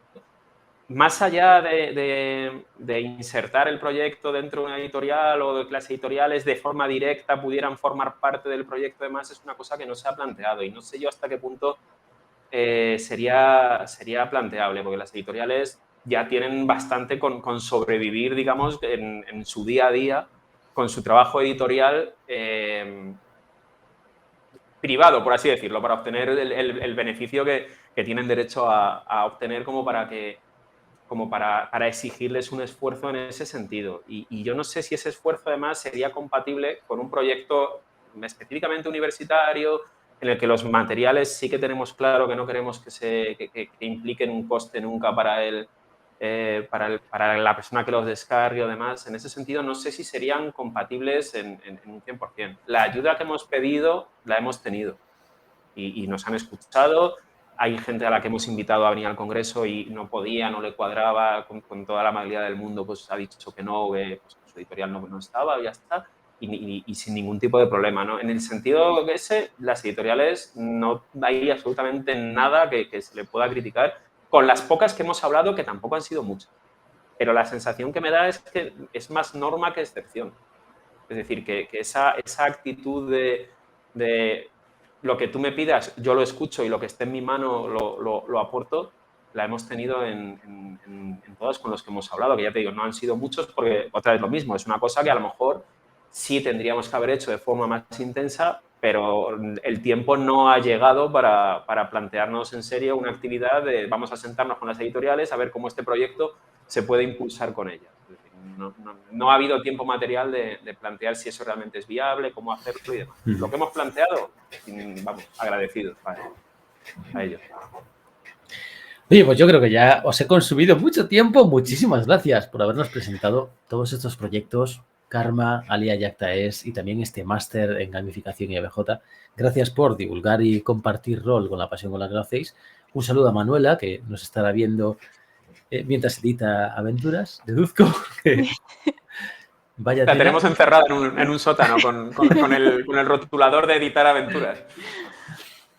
Y Jolín, pues yo creo que gracias por todo, y a los y las que nos habéis acompañado, pues aquí tenéis a Erika, a Leandro, a Manuela, que nos acompaña espiritualmente, que son incansables divulgadores de los juegos de rol, del jugar, diría, del jugar como proceso de aprendizaje humano.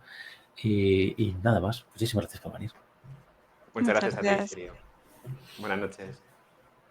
Buenas noches, chao, chao. Ya sabéis, tenéis abajo en la caja de información direcciones a todos sus proyectos donde encontraréis una gran cantidad de rol gratuito y para que sigáis por redes sociales las actualizaciones que van sacando. La última pregunta, ¿cada cuánto tiempo más o menos será una aventura de Karma?